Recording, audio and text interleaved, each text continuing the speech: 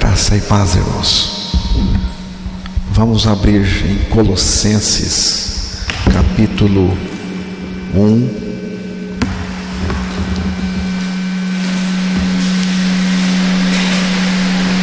Vamos abrir em Colossenses, capítulo 1, versos 12 ao 14. Dando graças ao Pai, que nos fez idôneos para participar da herança dos santos na luz, o qual nos tirou da potestade das trevas e nos transportou para o reino do Filho do seu amor, em quem temos a redenção pelo seu sangue, a saber, a remissão dos pecados. Que Deus revele a palavra ao nosso coração nesta manhã. Esta passagem das Escrituras fala de redenção, de libertação, e vamos tratar disso nesta manhã. Mas o mais importante nesta passagem é representado por esta frase: Filho amado, ou Filho do seu amor. Filho amado. Quem é o Filho amado? O Filho amado é Jesus Cristo. O Pai não nos libertou através de alguma coisa, de um sistema, de uma religião, mas através do Filho do seu amor, do Filho amado. O Pai enviou o seu Filho, o Filho do seu amor, o Filho amado, para fazer uma obra de libertação na cruz em favor de cada um de nós. O próprio Filho testifica disso. Se, pois, o Filho vos libertar, verdadeiramente sereis livres. Verdadeiramente sereis libertos. No versículo 12, que foi lido para nós, de Colossenses 1, foi lido o versículo 12, o 13 e o 14. No 12, diz assim: dando graças ao Pai, que nos fez idôneos para participar da herança dos santos na luz. Paulo pede a Deus que eles, os colossenses, sejam fortalecidos com todo o poder, mas que também tenham o espírito agradecido, de gratidão, e nunca deixem de expressar a gratidão ao Pai. Ao Pai que os fez idôneos para participar da herança dos santos na luz. Interessante notar que essa herança dos santos está relacionada com a luz. A luz. Herança dos santos na luz. No versículo seguinte, fala do domínio das trevas dentro das pessoas. E é disso que o Filho veio para nos libertar. Não só fomos libertos, mas também transferidos do império do domínio do pecado para o reino do Filho amado, o reino de Jesus.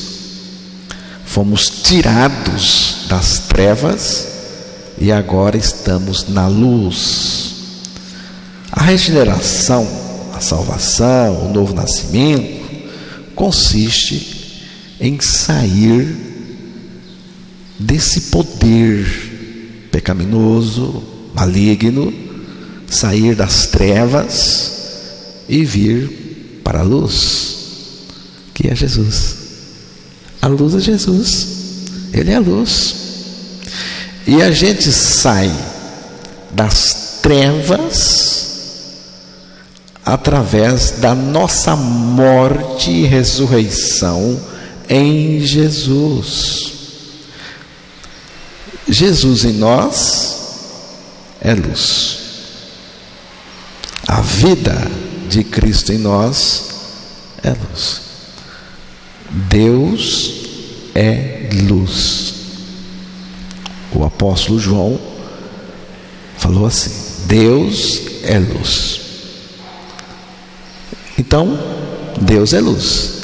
Cristo é Deus. Logo, Cristo em mim é luz. É a luz da vida.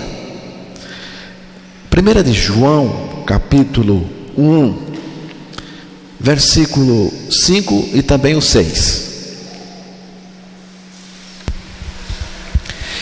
E esta é a mensagem que dele ouvimos e vos anunciamos, que Deus é luz e não há nele trevas nenhumas. Se dissermos que temos comunhão com ele e andarmos em trevas, mentimos e não praticamos a verdade. Deus é luz. Já era suficiente dizer que Deus é luz. Já era suficiente dizer Deus é luz. Se Ele é luz, evidentemente não tem trevas.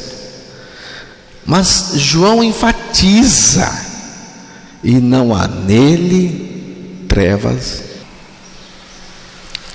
O que ele está ensinando aqui, irmãos, é que Deus não tem comunhão com as trevas. Portanto, não insista nessa comunhão corrupta com Deus, porque Ele não admite nem a sua palavra. A palavra de Deus não admite vida dúbia. Não admite. Ela não admite vida dividida entre Deus e o diabo, entre a santidade e o pecado. Ela não admite jogar nos dois lados, tá? Não insista. Deus não admite jogar nos dois lados.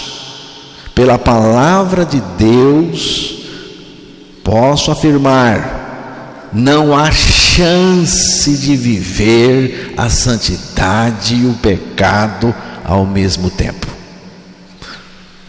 Comunhão com Deus, com o Filho amado, na base de trevas, não existe.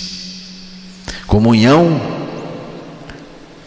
com pecado é impraticável. Portanto, se você diz que tem comunhão com Deus, mas vive no pecado, você mente. Você mente e não pratica a verdade. E a verdade é Jesus. Ele e nós vivendo toda a verdade, vivendo a verdade que Ele mesmo é. 2 de Coríntios, capítulo 6, verso 14 e 15. Não vos prendais a um jugo desigual com os infiéis, porque que sociedade tem a justiça com a injustiça, E que comunhão tem a luz com as trevas? E que concórdia há entre Cristo e Belial? Ou que parte tem fiel com o infiel?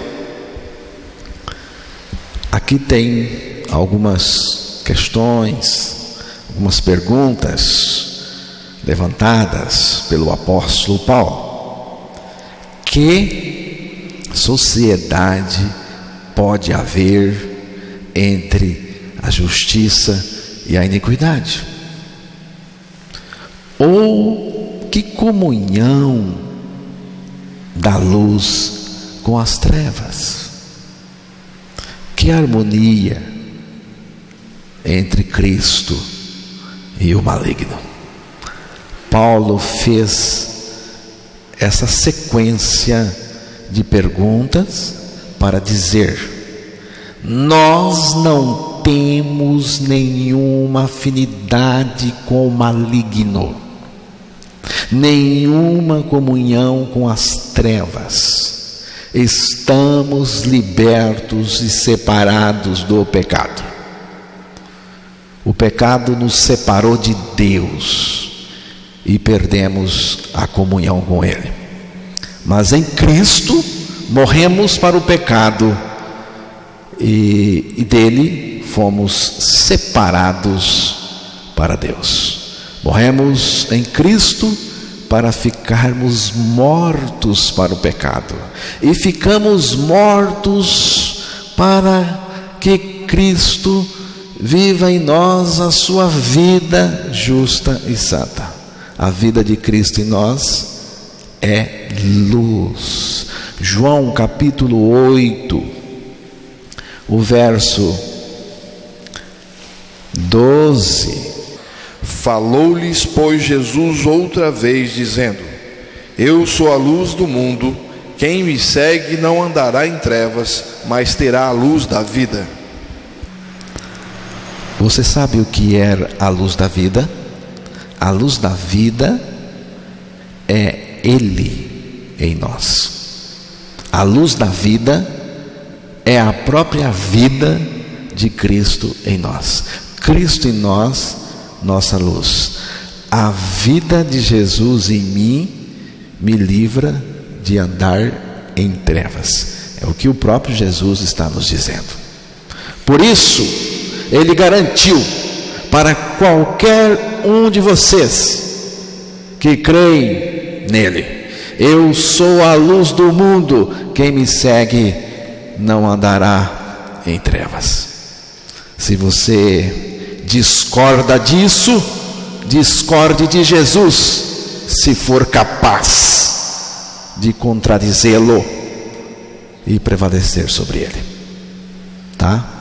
Se você quer discordar, discorde dele. Se você tiver condições para isso, se for capaz de prevalecer sobre Jesus, sobre a palavra dele. Do ponto de vista material, trevas é a ausência de luz, lógico. Mas do ponto de vista espiritual, irmãos, é a própria natureza pecaminosa do homem. É a obra do pecado através do pecador e também de Satanás, que é o imperador dessas trevas.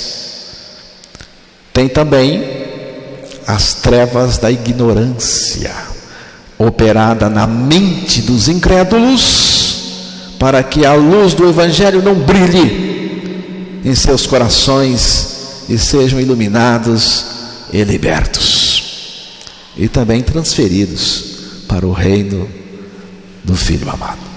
2 de Coríntios, capítulo 4, o verso 4.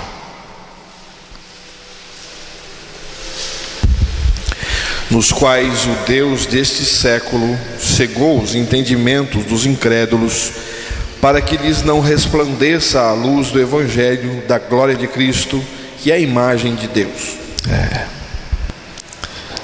Dando graças ao Pai que nos fez idôneos para participar da herança dos santos na luz. O vocábulo idôneo quer dizer habilitado, capacitado, qualificado. Deus em Cristo nos tornou habilitados ou capacitados de participarmos da herança dos santos na luz.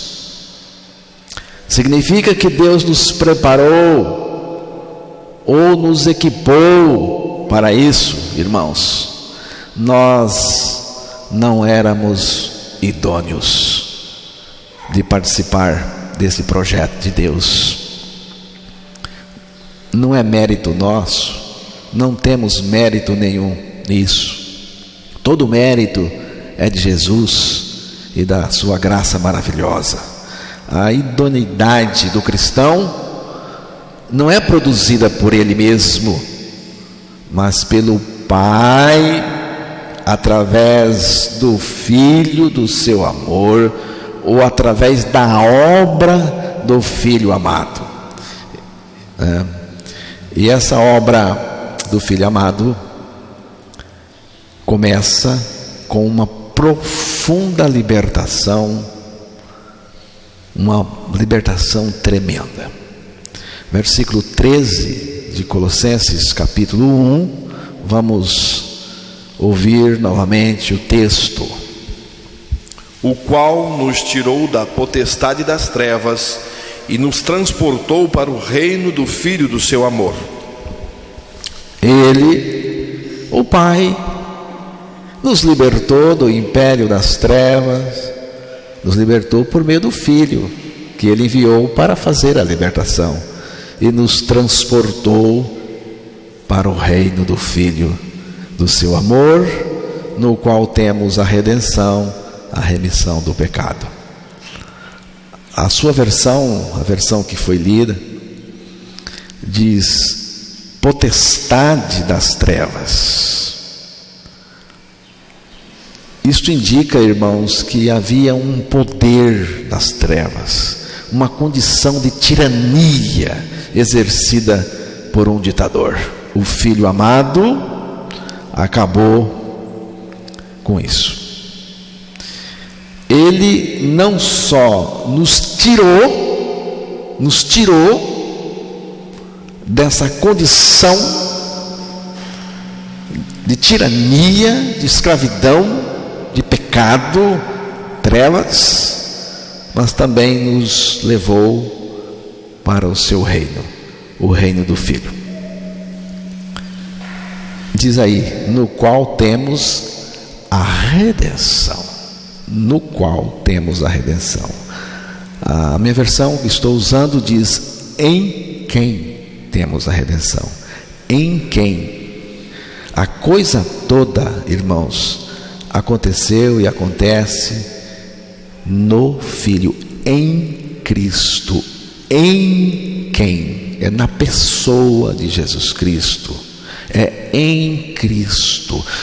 Estar em Cristo significa que Ele nos recebeu em seu corpo na cruz.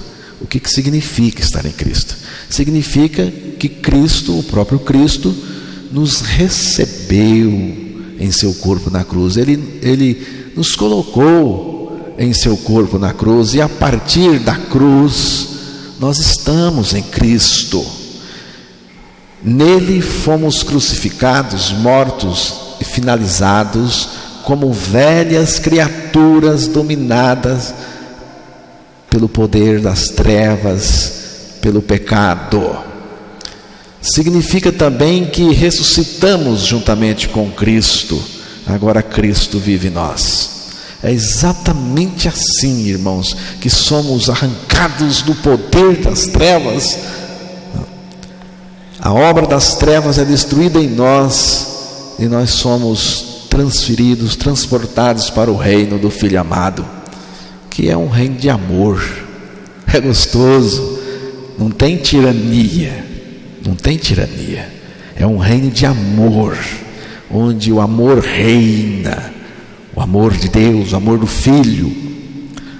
Romanos capítulo 6, versículo 11, Vamos ouvir a leitura do texto. Assim também vós considerai-vos certamente mortos para o pecado, mas vivos para Deus em Cristo Jesus, nosso Senhor. Este texto está falando da crucificação de Jesus e da nossa crucificação em Jesus.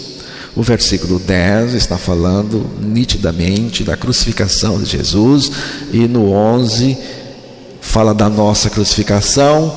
Então está falando da nossa crucificação com Cristo. A palavra de Deus diz que nós fomos inseridos no corpo de Cristo. A palavra de Deus diz que você foi colocado no corpo de Cristo. Todos nós fomos colocados no corpo de Cristo. Cristo nos atraiu a si na cruz, e todos os nossos pecados também foram transferidos para Jesus, foram colocados sobre Jesus, no corpo de Jesus, naquela cruz. O nosso pecado estava causando um sofrimento muito grande em Jesus. O pecado causa sofrimento em qualquer um. Imagine você o que o pecado estava causando em Jesus naquela cruz. O sofrimento que a minha velha natureza, o meu velho homem, os meus pecados, os pecados de todos, estavam causando em Jesus ali na cruz. Por isso que o texto disse que Jesus morreu para o pecador. O versículo 10 de Romanos 6, ali está dito que Jesus morreu de uma vez para sempre para o pecador. O próprio Jesus, para ficar livre dos nossos pecados que nele estavam, ele teve que morrer. Jesus, o próprio Jesus, só ficou livre dos pecados que nele foram colocados porque ele morreu. E quando ele morreu, ele ficou livre daquele sofrimento causado pelo pecado e do próprio pecado que nele estava. Não se trata do pecado do filho, mas do pecado no filho, o seu e o meu. Então Jesus morreu, e ao morrer ele fez a destruição total da obra do pecado que estava nele. Então ele ficou livre, o próprio Jesus ficou livre do pecado que nele estava. A mesma coisa, irmãos, aconteceu com a gente. Nós também morremos, só que eu não estava sofrendo, todo o sofrimento estava com Jesus, mas eu morri quando ele morreu. E da mesma maneira que o pecado cessou em Jesus de operar, a obra do pecado foi destruída em Jesus, também aconteceu comigo. Acabou, irmãos, encerrou. A obra das trevas acabou. Estão entendendo? Acabou, porque Jesus finalizou tudo isto com a morte lá na cruz. Jesus ficou livre do pecado que nele estava, morrendo para esse pecado. Ao morrer, ele fez a destruição do pecado que nele estava.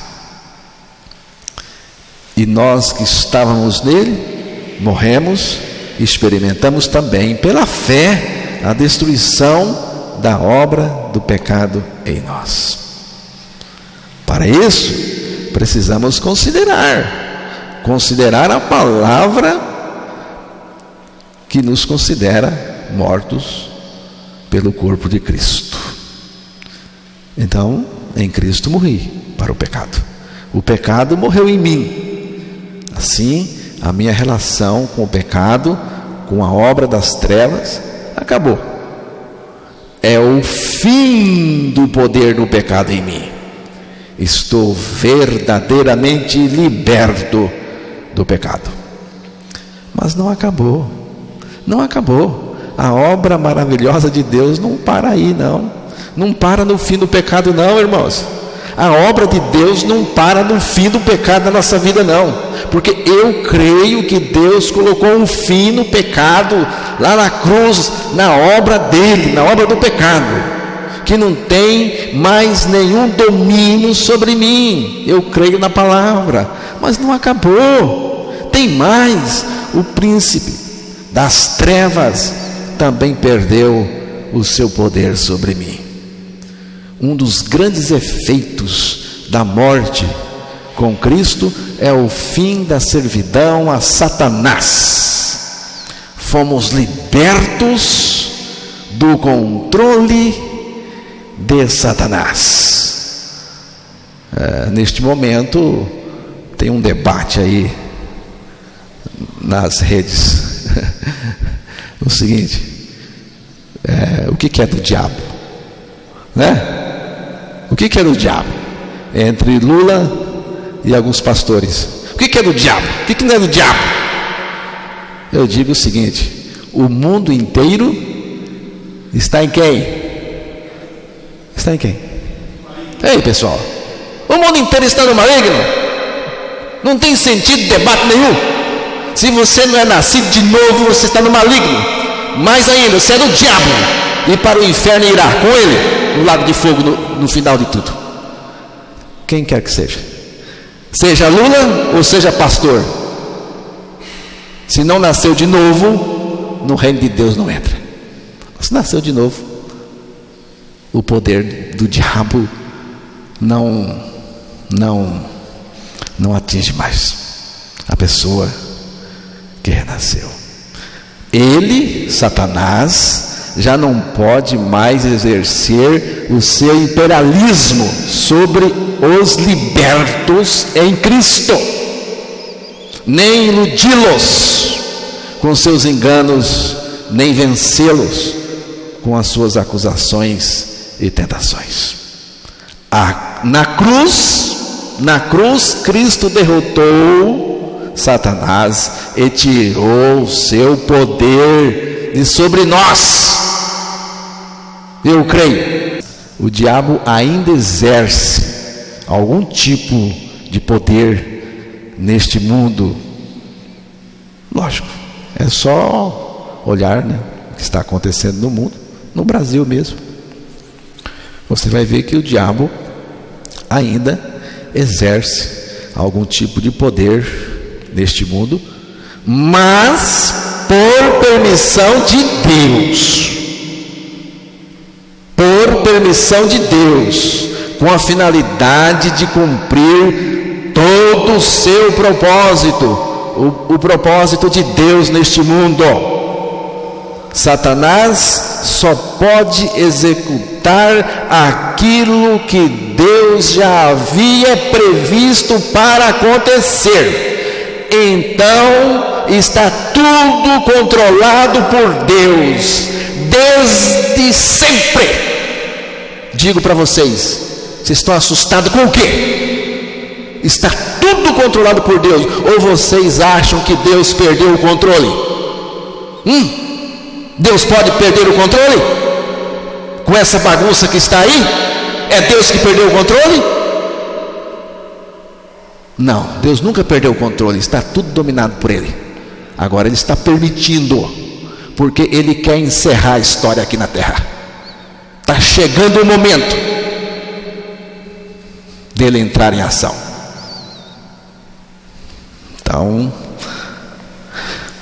o diabo não exerce algum poder, nenhum poder, sobre os filhos de Deus renascidos. Mas tem mais, a obra de Deus não parou, não. Você está achando que a obra de Deus parou com o fim do pecado, da obra do pecado na sua vida? O pecado não me domina mais. Amém? Acabou? Não. O diabo também não se mete mais, não. Mas não acabou. Tem mais. A nossa velha natureza pecadora foi crucificada com Ele, com Cristo. E assim não precisamos mais servir ao pecado. A nossa velha natureza também morreu. Nosso velho homem morreu. Aleluia. Morreu o nosso velho homem. O meu morreu.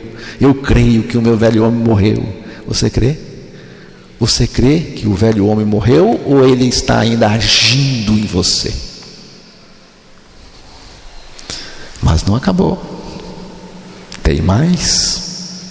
Tem muito mais. A vida de Cristo está em mim. O Senhor está em mim. Jesus está em nós. Ele vive em nós.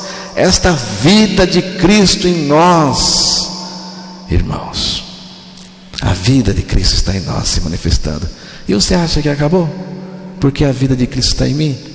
Você acha que acabou? Não. Não acabou, não. Ainda tem muito mais. Sabe por quê? Porque a vida de Cristo que está em mim, ela é vida em abundância. Ela é vida em abundância. Cada dia ela é mais vida em mim. Cada dia ela é mais em mim. Ela é mais. Ela cresce e se manifesta e opera em mim. Esta vida de Cristo em nós é cada dia mais, porque é vida em abundância, sempre crescente, e cada dia é muito mais em mim. O império das trevas, irmãos, está todo envolvido com o pecado. O império das trevas não é um território geográfico, mas uma área no interior do ser humano dominado pelo pecado, pela velha natureza e pelo diabo. Por isso tem que morrer para sair disso, para ser liberto disso. E a palavra diz: Deus nos libertou. Prestou atenção? Deus nos libertou. Ele já libertou. É algo que Ele já fez. Ele já nos libertou do império das trevas e nos transportou para o reino do Filho do seu amor. Cada pessoa, irmãos, que nasce neste mundo faz parte do império das trevas. E só tem um jeito de sair disso: crendo sua morte na cruz pelo corpo de Cristo. Quando alguém crê sua morte e ressurreição em Cristo, pode voltar-se para Satanás e dizer com toda segurança: agora, velho Satanás, eu não tenho mais nada contigo, porque agora estou crucificado com Cristo. Eu estou morto para você, Satanás. Você pode dizer com toda segurança: eu estou morto para você, Satanás. Estou morto para o seu império, Satanás. Estou morto para o seu mundo. Estou morto para as suas coisas. Na morte em Cristo temos o desligamento do império das trevas. E na ressurreição em Cristo temos um novo lugar chamado Reino do Filho do seu amor, Reino do Filho amado. Há um entreveiro entre nós e o reino. O reino entre nós entramos no reino. Há uma identificação. Nós entramos para o reino de Deus, o reino de Deus entra em nós e ainda iremos participar do reino milenar de Cristo após a grande tribulação. Mas basta dizer o seguinte: eu creio numa coisa, aqui e agora. Eu creio numa coisa, aqui e agora. A pessoa de Cristo está em mim, vivendo, reinando e governando. Cristo é invencível, irmãos. O seu reino não sofre derrota. Cristo, o invencível, vive em mim. Creio na palavra de Deus que afirma a minha morte e ressurreição em Cristo. Eu creio no viver de Cristo em mim. Eu creio. Estou brincando, não. Não é discurso, não. Eu creio no viver de Jesus em mim, porque eu creio na palavra de Deus. Deus não mente. Estou no reino de Deus e o Filho amado, que é o Rei desse reino, está em mim. É Jesus, em quem temos a redenção. Paulo falou. Redenção significa libertação por resgate. Cristo pagou o preço equivalente ao resgate. Você acha que o preço equivalente ao resgate foi pago para Satanás? Conversa. Foi pago para Satanás, não. Foi pago por Deus, para Deus mesmo, para Ele nos libertar. O custo do pecado na vida do pecador é a morte. Você sabe que é a morte. A nossa libertação, a nossa liberdade só pode ser comprada com a nossa morte. Irmãos, crer também é pensar.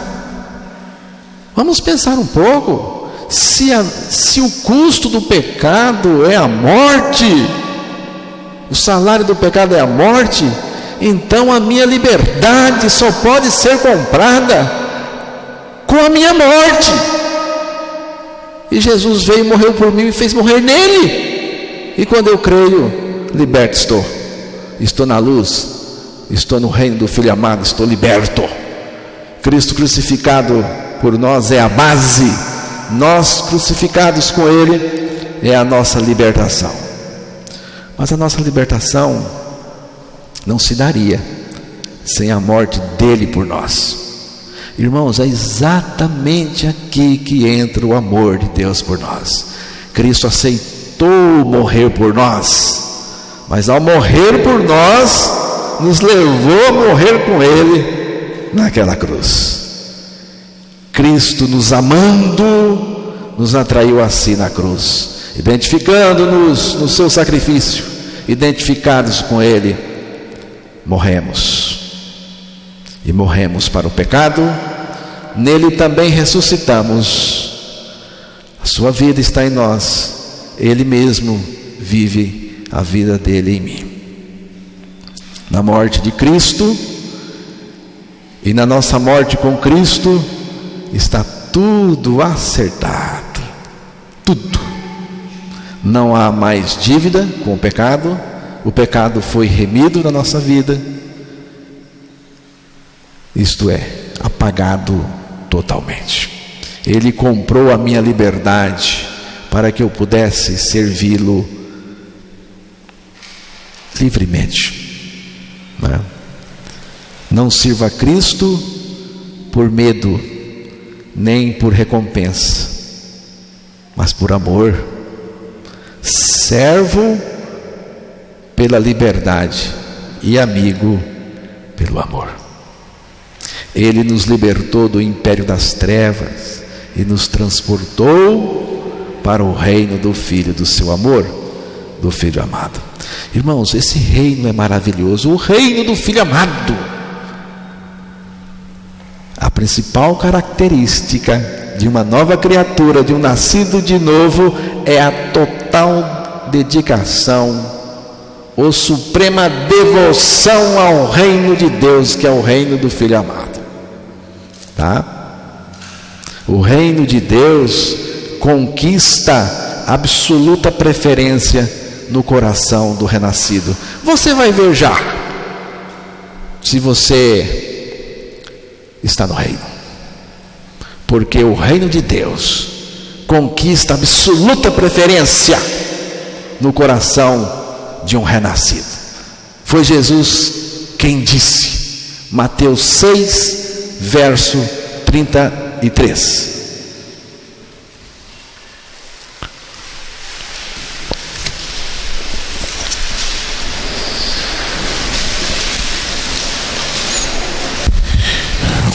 Seis. 6:33, Mateus. Mas buscai primeiro o reino de Deus e a sua justiça, e todas essas coisas vos serão acrescentadas. Eu já estou terminando a meditação. Gostaria que você focasse bem a sua atenção para as palavras de Jesus. Jesus divide em dois tipos os valores da vida de uma nova criatura: o reino de Deus em primeiro lugar, e em seguida todas as demais coisas. Note que Jesus ordena: buscai. Esta busca se dá por natureza, se dá naturalmente, não é uma busca forçada, não é religiosa, ela é naturalmente. Esse buscar é da alma regenerada, tá? É por isso que eu não fico: oh, meu irmão, busque o reino de Deus, busque, minha irmã, busque. Não, você pode viver do jeito que quiser. A busca do reino de Deus é uma devoção da sua alma, do seu espírito, está lá. É uma preferência pessoal sua, porque você nasceu de novo. O interesse de uma alma regenerada está voltada para o rei, o seu reino, e eu não deixo por menos. Daí as demais coisas não gerar a mínima preocupação, nem mesmo a conquista delas. Você vê? As demais coisas não vão causar confusão na sua vida, preocupação, até mesmo a conquista, porque você pode conquistar, trabalhar, comprar coisas sem nenhuma preocupação, sem gerar confusão na sua vida, porque a sua preferência é pelo reino de Deus. Não tem lugar na vida de uma nova criatura os cuidados deste mundo. Não me venha com conversa, tá? Eu não escuto. Não tem lugar na vida de um renascido os cuidados deste mundo. Essa busca é um estado de suprema devoção a Cristo e ao seu reino. Lucas capítulo 10, versículo 38 a 42. E aconteceu que, indo eles de caminho, entrou Jesus numa aldeia, e certa mulher por nome Marta o recebeu em sua casa. E tinha esta uma irmã chamada Maria, a qual, assentando-se também aos pés de Jesus, ouvia a sua palavra. Marta, porém, andava distraída em muitos serviços, e, aproximando-se, disse: Senhor, não se te dá de que a minha irmã me deixe servir só? Dize-me que me ajude. E respondendo Jesus, disse-lhe: Marta, Marta, estás ansiosa e afadigada com muitas coisas, mas uma só é necessária. e Maria escolheu a boa parte, a qual não lhe será tirada. Temos aqui duas pessoas que se dizem crentes em Jesus. Uma está interessada em muitos afazeres, muitas coisas. A outra, porém, em Jesus e o reino. Jesus chamou a busca de Maria de boa parte, que não seria tirada dela. O que era boa parte para Jesus e Maria não era para Marta, mas ela achava que era. Elas viviam juntas, eram duas irmãs da mesma casa, mas estavam de lados diferentes em relação ao Senhor Jesus e ao seu reino. Você vê que coisa? Juntas, na mesma casa, na mesma igreja. Estou falando de igreja só para comentar. Lógico que lá não tinha igreja assim como tem hoje. Na mesma sinagoga, na mesma casa, juntas, fazendo as mesmas coisas. Só que quando o assunto é Jesus, uma está de um lado, a outra do outro. Valores diferentes. É do mesmo jeitinho na igreja e com vocês também. Do mesmo jeitinho. Precisamos ter cuidado quando o assunto é Jesus e o reino. Colossenses 3, verso 1 e 2. Portanto, se já ressuscitastes com Cristo, buscai as coisas que são de cima, onde Cristo está assentado à destra de Deus. Pensai nas coisas que são de cima e não nas que são da terra. Paulo também identificou esses dois tipos de pessoas em relação à busca do reino: os ressuscitados com Cristo e os não ressuscitados com Cristo. Um tipo de pessoa está sendo puxada para baixo e o outro está sendo atraído pelo alto. O nascido de novo, a busca dele é elevada, é para Cristo e para o reino. Uma pessoa renascida, irmãos, pensa nas coisas de cima.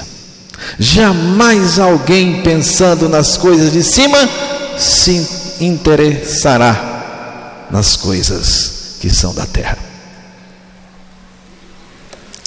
E dizia-lhes: vós sois de baixo, eu sou de cima. Vós sois deste mundo, eu não sou deste mundo. João 8, 28. Você vê? Jesus divide aqui de novo. Tem dois grupos: os de baixo e os de cima. Os que é daqui e os que é de cima. É uma questão de origem. Qual é a sua origem? A sua origem vai determinar a sua busca e o seu pensar e tudo mais na sua vida.